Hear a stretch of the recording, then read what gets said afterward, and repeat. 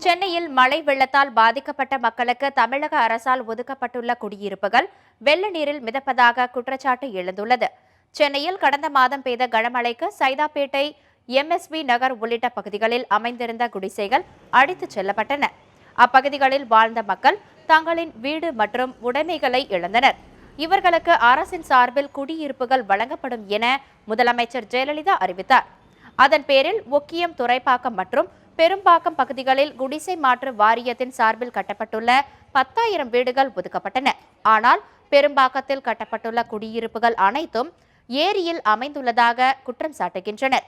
மேலும் தற்போது ஒதுக்கப்பட்டுள்ள வீடுகளில் முதல் மாடி வரை தண்ணீர் தேங்கி நிற்பதாகவும் மக்கள் புகார் கூறுகின்றனர்.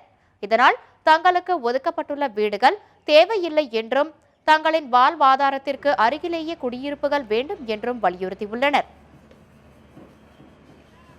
இல்ல ஏதோ கவர்மெண்ட் மூலியமா அலாட் பண்ணிருக்கன்றாங்க பெரும்பாக்கம். ஆனா அதுலயே 2 ஃப்ளோர் தண்ணி நிக்குதுங்களா, அதுலயே 2 ஃப்ளோர் தண்ணி நிக்குதுன்றாங்க. பெரும்பாக்கத்துல அலாட் பண்ணிருக்காங்க, அதுலயே 2 ஃப்ளோர் தண்ணி தான் நிக்குதுங்களா. இங்க இருந்து அதுலயே போட் மூலியமா எடுத்து போய் தராங்களா, 1 மணி நேரம் ஆகுதுங்களா அந்த போட்ல போறதுக்கு. பெரும்பாக்கம் ஏரியா அலாட் பண்ணிட்டேன்னாங்க. ஆனா எங்களுக்கு அந்த மாதிரி இடம்லாம் வேணாங்க. இங்க இருந்து எடுக்கிறதா இருந்தா பக்கத்துலயே குழந்தைங்க ஸ்கூல்ல அந்த மாதிரி இதுதான்.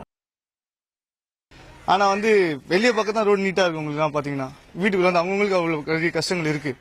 ஏன்னா அவங்க ஒரு வீட்டுல கஷ்டப்படி டியூ கட்டி கஷ்டப்படி எவ்வளவு வாங்கின விஷயம் எதுவுமே ஒரு வருஷம் குறி சேர்க்கிற செத்த பொருள் ஒரே நாள்ல அப்படி அழிஞ்சிடுச்சு.